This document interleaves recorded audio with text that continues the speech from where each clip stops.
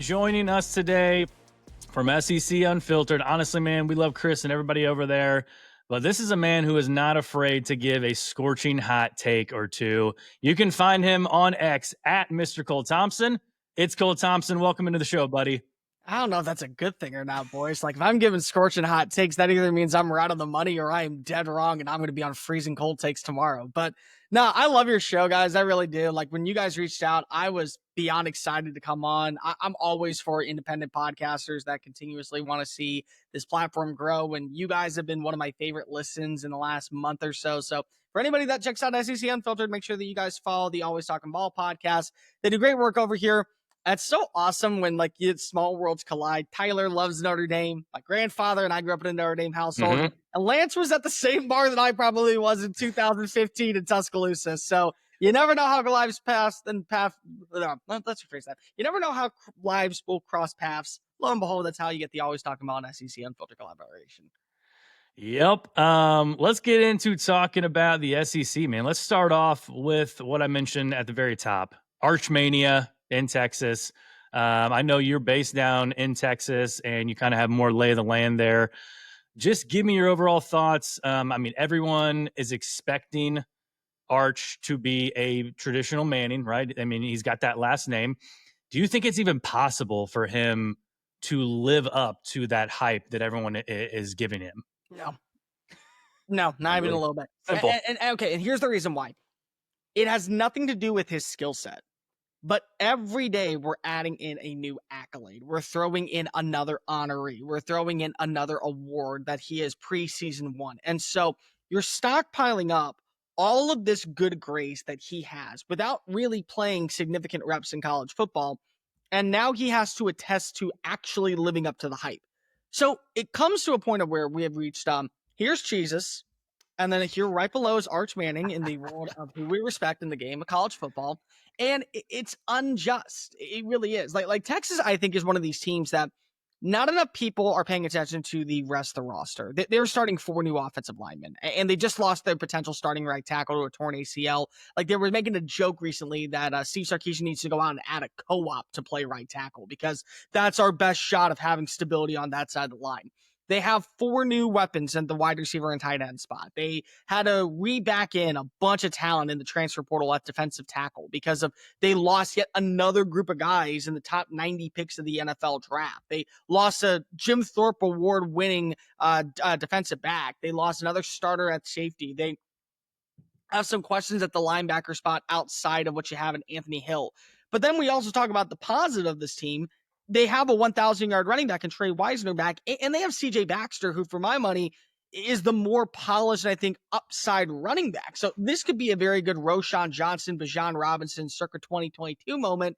I love Jack Endries coming on in from Cal. He's, in my opinion, the best receiving tight end in college football. And when you know anything about Sark's offense, they love to get the tight ends involved. Tavian Sanders, Gunnar Helm last season.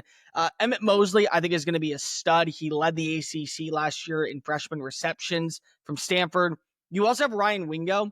A lot of people believe that Ryan Wingo's skill set is very iridescently evident compared to like a Cam Coleman.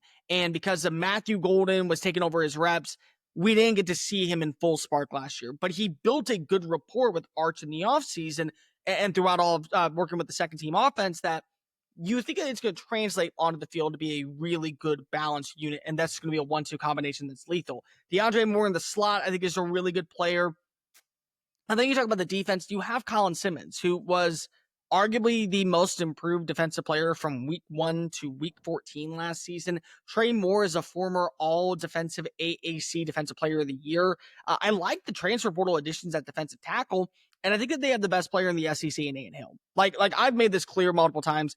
I understand that he's an off-ball linebacker, and we don't cherish that position or talk about it as prominently as we do the quarterback or the wide receiver spot.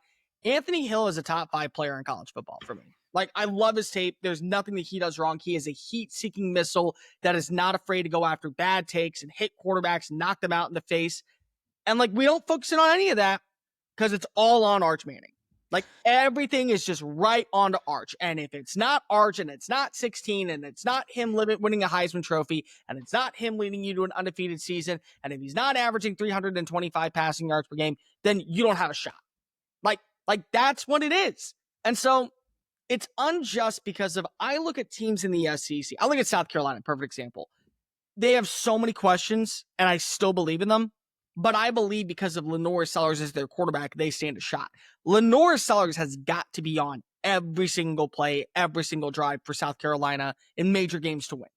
DJ Lagway at Florida has to be on every single game, every single drive if they want to win the big ones. Arch just needs to be slightly above average. If everything else hits, if the wide receiver room is decent, if the defense is still one of the best in college football, like, so we're putting this attitude of pressure on a guy who we don't even think needs to be the best player on his team every game for Texas to win. And the issue that I have with that is that we're going to come back and he's going to have, I don't know, like 275 passing yards and 2 touchdowns against Ohio State. And Lincoln Keenholz or Julian Sang throws for 320 yards. And they go, see, Arch, we overhyped him. Like we overdid it for him.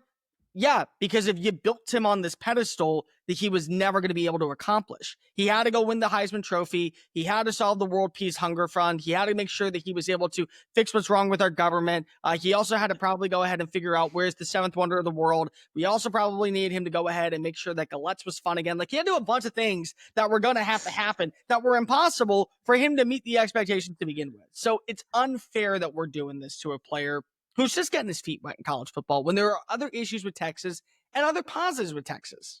Well, this was an absolute blast, man. Can't thank you enough for coming on. Let the people know where they can find you once again. Let them know what things Chris and the guys over at SEC Unfiltered have cooking this season. Yeah, so if you want to go ahead and spam me all the time on my social media, it's at Mr. Cole Thompson. You can hate my takes literally in my DMs. I have plenty of Tennessee fans to attest to that right now.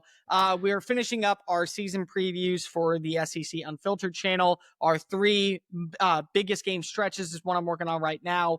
X Factor players are coming out next week. The actual predictions are coming out later on this week. My actual explanation video just dropped recently on the top 25 teams for 2025. In my opinion, going into this year, we have our college football playoff selection show on Monday. If you want to check that out, Chris and I will be unveiling our 12 teams.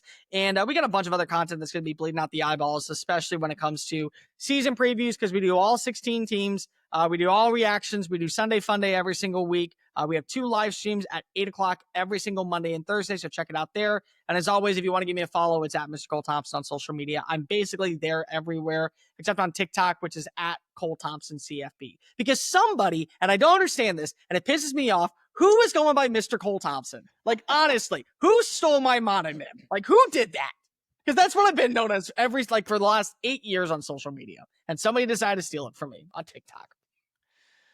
Well, good stuff, man. Appreciate you coming on, man. We already can't wait to have you on again sometime. Appreciate you guys listening in, man. We know it was a little bit of a longer episode, but this is the SEC, and we just, it just means more, like the moniker says. So, again, subscribe on Apple, Spotify, YouTube. Follow us on Instagram, TikTok, and X.